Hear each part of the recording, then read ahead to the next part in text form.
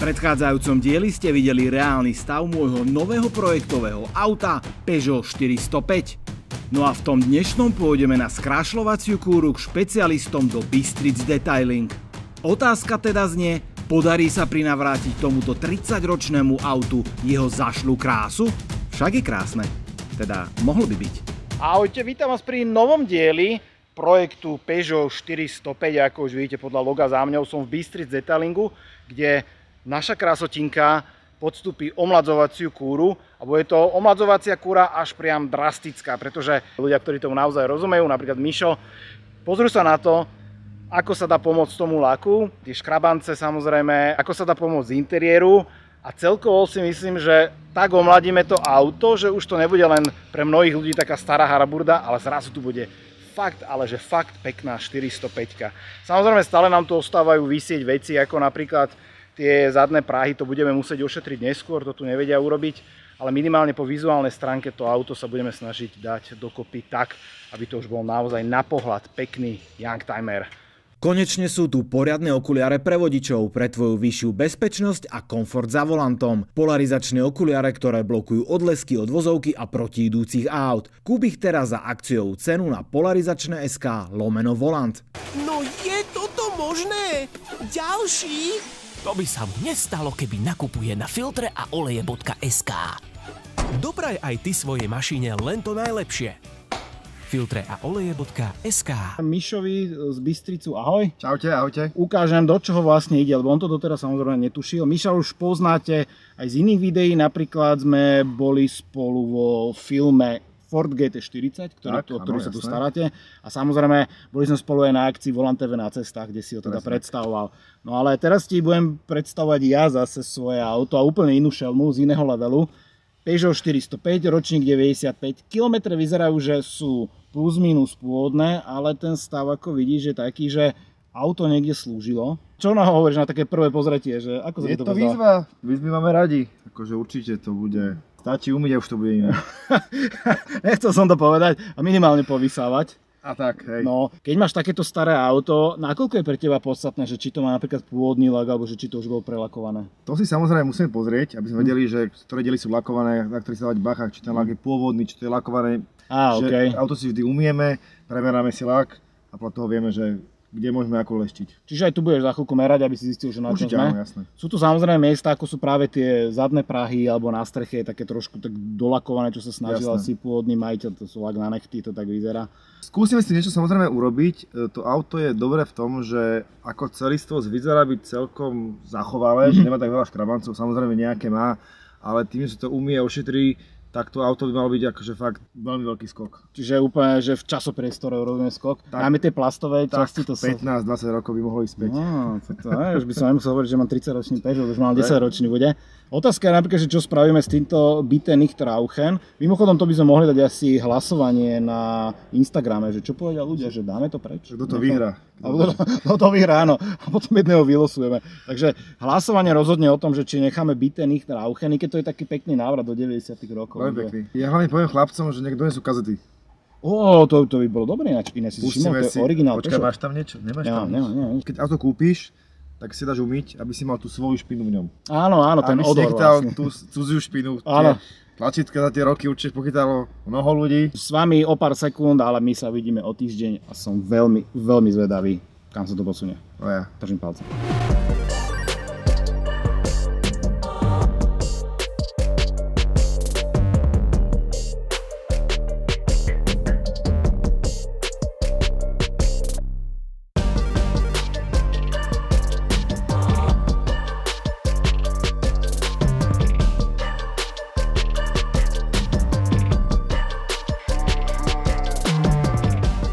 No a ja tu teda stojím opäť medzi Bystricom, Záhorskej Bystrici, v Bratislave, takže viete, odkiaľ je ten názov.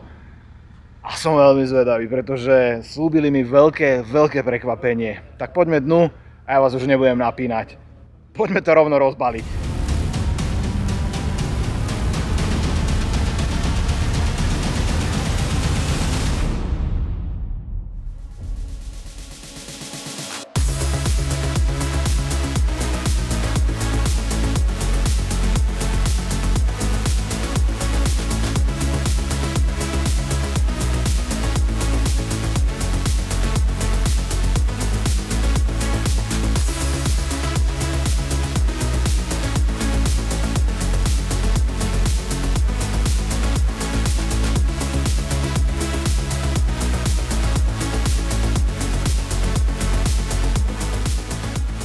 Tak, videli ste to, radikálna zmena vďaka chalanom z Bystric, Car Wash and Detailing, dobre som to povedal, celý dobrý názov. No a my tu už máme samozrejme Míša, ahoj, vítam ťa. Čauko, ahojte.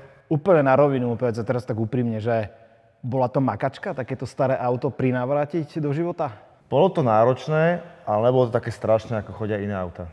Ľudia vedia niektoré auto zvlákať aj novšie, výrazne horšie. Mali sme nejaké videá, mali sme taký Hyundai, ktorý chalani dvaja bojovali s ním celý deň, akože... Ty si zobral aj merač laku. Jasné. Bolo toto auto niekedy lakované alebo búrané niekde? Nebolo. Ku podivu nebolo. Čiže toto, jak vidíme, je pôvodný lak všetko. Pôvodný lak, že má nejaké šrámy z jeho prevádzky, ale sú to minimálne veci a lakované nebolo nič. Lebo ten merák laku vždy používame, vždy keď sa ide auto leštiť, tak vždy ten merák musíme zobrať, aby sme zistili, či náhodou niečo nie je lakované moc, veľmi, či to nie je git. Treba to fakt pozrieť, aby sme zistili, že aj tú hrúbku, že koľko si môžeme zobrať, či to môžeme brúsiť, či to môžeme iba leštiť. Treba vždy ten merák zobrať prvý do ruky. Čo sa týka času, keď niekto donesie takéto auto v takomto stave, koľko to reálne trvalo? My sme to samozrejme teraz trošku naťahovali, lebo nebol tam nejaký tlak na čas, ale reálne koľko času to zaberie, než dáš auto do takéhoto stavu? Aké to je auto, či má tvrdý lak, či má mäkký lak, či to je veľmi zničené, či má kožu, či má látku. Bavíme sa 2-3 dní, záleží, koľko ľudí na tom tiež robí. Keď zoberieš to leštenie, taký deň a pol aj s tou prípravou, interiér tiež, keď sa ide robiť do nejakého zásadného čistenia, že sa vyberá sedačka a podobne, tak ten deň reálne. Ten deň asi, hej. Vy ste vyčistili veľmi pekne aj interiér a tam sme videli, že vlastne ostáva tam doriešiť napríklad tie sedadlá, ktoré sú tam rozparané. A zvonka, toto ma zaujíma, je tam veľa takých miest, napríklad tie plasty. To som sa trošku bál, že tie plasty už boli naozaj že riadne vyťahané po tých rokoch. Keď to niekto stojí vonku, tak to vyťahá to slnko. Dá sa samozrejme ošetriť buď nejakým ožívačom plastov. My sme na to dávali keramiku, aby to dlhšie vydržalo, také pekné čierne. Tá keramika tomu prinavráti tú černotu a hlavne to urobí tam aj dosť veľký UV faktor, tým pádom tie plasty takto ostanú dlhšie. Hlavne tie stĺpiky boli úplne do šedá, išli krásne do čierna. Že vlastne to sú aj tie fotky z tej práce, že ako sme to robili. Ako ono tam vieš dať nejaký ožívač plastov, vydrží to pár umytí, hej, potom sa to vráti. Keď dáš keramiku, tak tá keramika tomu urobí fakt, že takú ochranu vydrží dlhšie. Jedna vec je tú karosériu krásne vyleštiť, pripraviť, ale on to na druhej strane ale aj ukáže tie nedostatky, ktoré tam sú. Aktuálne asi najväčší nedostatok, a to sa zhodneme, to sú pred zadnými kolesami tie spodky prahov. Čiže toto budeme musieť urobiť. Teraz na tom laku je nejaká ochranná vrstva, alebo koľko to opäť vydrží? Je tam vosk, vlastne potom leštení dávali sme ten vosk od firmy Gion, čo máme, ten keramický. On vydrží zhruba pol roka až 9 mesiacov pri normálnych autách, čiže keď ho bežne používaš a podobne. Toto auto samozrejme, keď už máte v garáži, nebudeš tak veľa jazdiť, tak ti vydrží výrazne dlhšie. Pre mňa najväčšie prekvapenie bolo, že keď ste vysali tú špinu znútra z auta, odhodili ste tie hnusné gumené koberce. Budeš mať menšiu spotrebu, to auto je ľahšie. Jednak, že 4 tony ste dali preč, vám upchalo kanalizáciu, ale vy ste tam našli pod tým aj originál Peugeot koberce, áno, ktoré sú na moje obrovské prekvapenie normálne v dobrom stave. To mal očividne niekto, čo sa my smejeme, že príde nejaký väčšinou starší pán, ktorý si kúpi nové auto. Mali sme tu pána, ktorý mal novú BMW 8 a prišiel s podobnými hnusnými gumenými rožmi, čo vystrihol niekde pomaly z autobusu a dal si ich cez tie nové koberce, alebo povedal, že aby si ich náhodou nezničil. Tak tuto podľa mňa ten človek bol podobný, že kúpil Peugeota a rovno si tam dal tie gumené rohože, čo sa dávajú pred dvere, aby to nezničil a naozaj nezničil, akože naozaj pod nimi. Ešte tam máš welcome home. Také niečo. Tak ďakujem bývalému majiteľovi, že tam dal teda tie hnusné koberce gumené na ochranu. On chodil 30 rokov s gumenými hnusnými kobercami, aby si mal ty pekné auto. Ale tak. No a teraz mi povedz, že aká starostlivosť by tam mala byť o to auto, že mám ho teraz v nejakom stave a že čo by som rozhodne nemal robiť. Napríklad, že chcel som ísť teraz na kefy rovno odtiaľto, hej? No, by potreboval trošku vykefovať. Takže kefy nie? Kefy nie, používať ho, fakt umývať ho jemne, šampón, nejaký pH neutrálny šampón, vyutierať si ho pekne buď jelenicou po starom, alebo nejakým veľkým uterákom.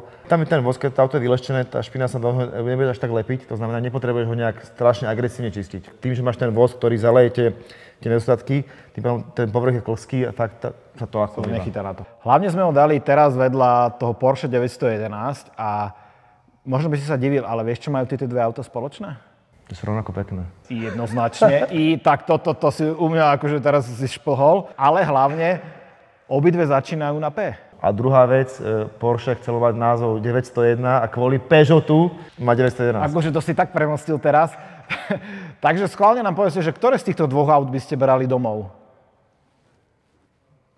No, nie. Nás to hlavne baví, lebo pri takomto aute, ktoré donesieš trošku, že zájdené, ak to nazvať, tam vidno ten progres. Akože baví ťa umieť drahé nové auta, ale tam nevidíš ten rozdiel, že fakt tá tvoja práca niečo prináša. Tuto si čokoľvek urobil, si videl rozdiel.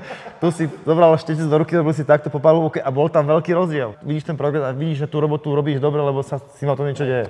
No ja vám v každom prípade budem chcieť aj ukázať toto auto naživo, takže vidíme sa určite ešte túto sezónu na nejakom zráze. Ďakujem ti veľmi pekne naozaj za tú robotu s celým tímom, 7-členným, čo tu máš. Dajte nám aj vedieť, že či sa vám páči táto zmena a samozrejme fotky tohto auta dám už klasicky na Instagram Volant TV, pretože teraz ten Peugeot si to jednoznačne zaslúži. A nám sa nebojte kľudne volať s čímkoľvek. Tak aj so staršími, aj s novšími, s lacnejšími, drahšími. Chalani si poradia úplne so všetkým.